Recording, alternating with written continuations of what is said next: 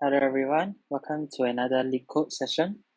Today we'll be attempting to do the three-sum question, which is a medium Leetcode question, which is pretty famous as well. So given an integer array of nums, we need to return all the triplets such that the triplets are not the same and they sum up to give you 0.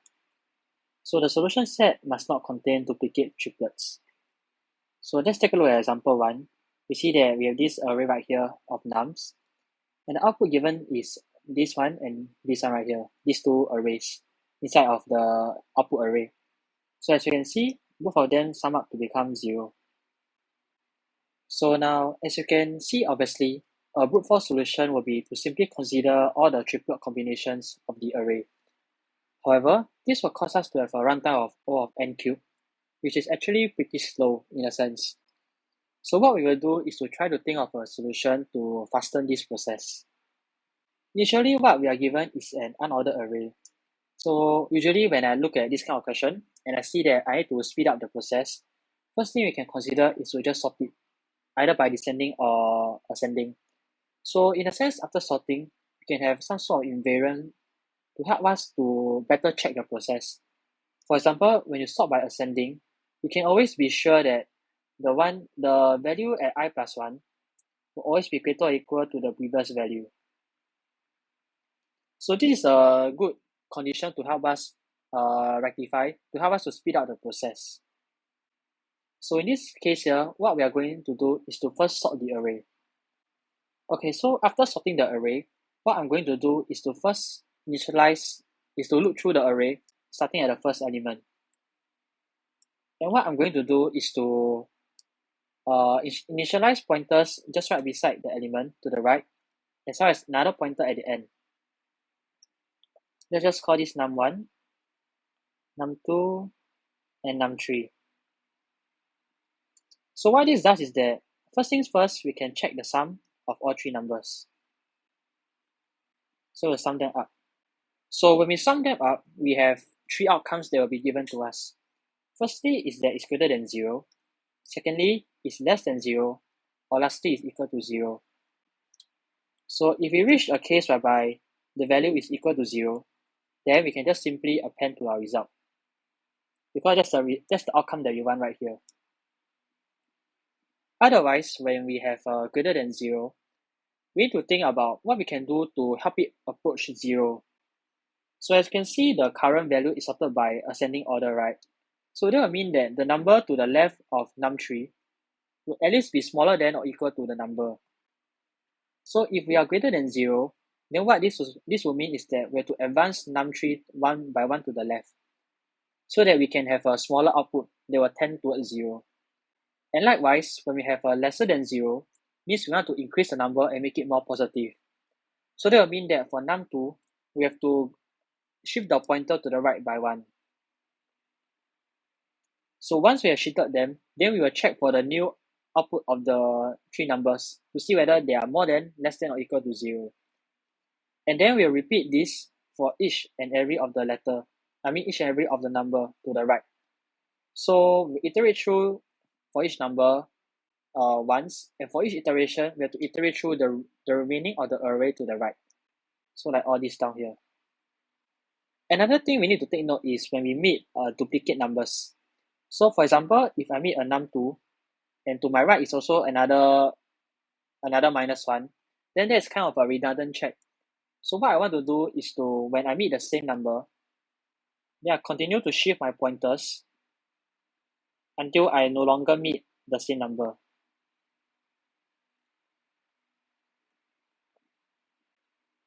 So after this whole iteration, what we will get is that we can simply just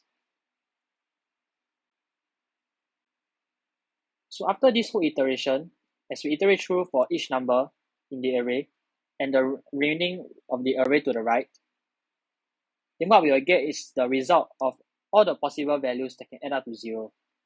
So we can just simply return the result.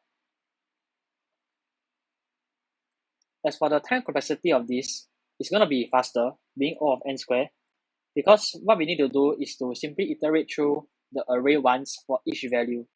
So looping through each value will be O of n, And looping through the array for each value will be another O of n as well. They will be nested inside. So as such, together, this nested, together they'll give us O of n squared. Okay, with that, let's go to the coding part of the solution now to get a better understanding. Okay, so let's start off with the coding part of the solution. So as always, let's start with some pseudocode first. So I'll have a variable to hold my outputs, and that will be an array. So I just initialize it to be output, which is holding my output of values that I'll eventually return. After that, I'll sort the numbers. Then I'll iterate through for each number. Okay. So sorting part is easy. You can just simply use the Python's built-in function, which is just the sort. And now for the iteration part, what we need to handle is that we iterate through for each number. So for I in range of length of the numbers, we'll just take note of what is the value right there first. And let's just call it num1 equal num set I. Okay. Then now I will have to check the rest of the array with my two-pointer approach. Okay, so what I will have is just a left pointer, which I mentioned is to the right. So my left pointer will just be I plus 1. My right pointer will be at the end of the array, and that will simply be the length of the numbers minus 1. So now I check, because this left and right condition needs to hold. So once my left crosses the right, then that will mean that I can just stop the while loop to do the check. Okay, so while my left is less than my right, I get num2 and num3.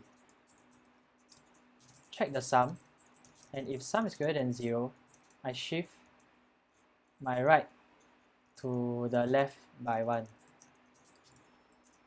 Else, if sum is less than 0, that will mean that I want to make the value more positive, so I have to shift my left to the right by 1. Okay, so let's just handle this part first. So while left pointer is less than right pointer, then what I need to do is to get the values. So my num2, okay, let me just maybe write this shorter so that you can save time while coding. I'll just call it LP and RP.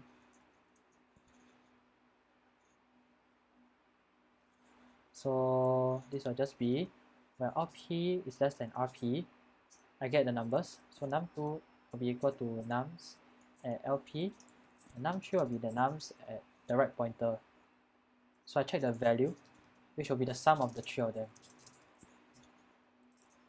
So my value is more than 0.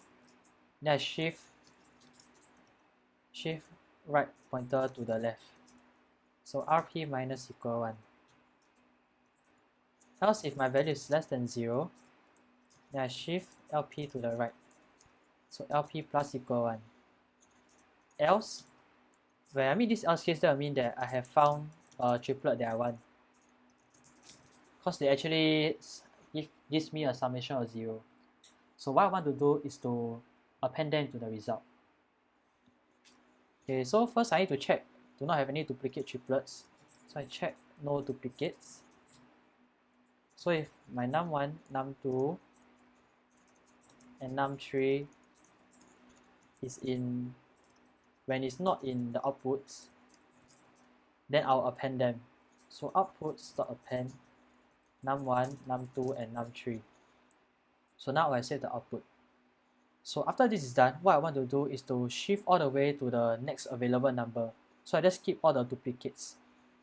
So like example, when I reach this point, I have like minus 1, minus 1, minus 1, minus 1, minus 1, 2. Then what I want to do for my left pointer is to just skip all this minus 1 and jump directly to 2, since I don't need any duplicates anyway. So what I want to do is, for moving on to the next numbers, so my left pointer is still smaller than my right pointer, and my next number is still equal to the current number that I have. So number of left pointer plus 1 is equal to num2.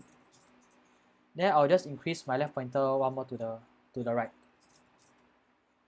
Likewise for the other case, your left pointer is less than right pointer, and nums of rp minus 1 is equal to num3. So that will mean that the number to my left is still the same number. Then I'll move my right pointer to the left. So after this is done, what we will get is that we're actually still on the same number that we have.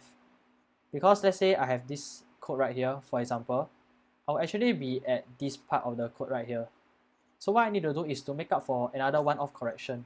So I need to shift my left pointer to the right by 1, and my right pointer to the left by another 1.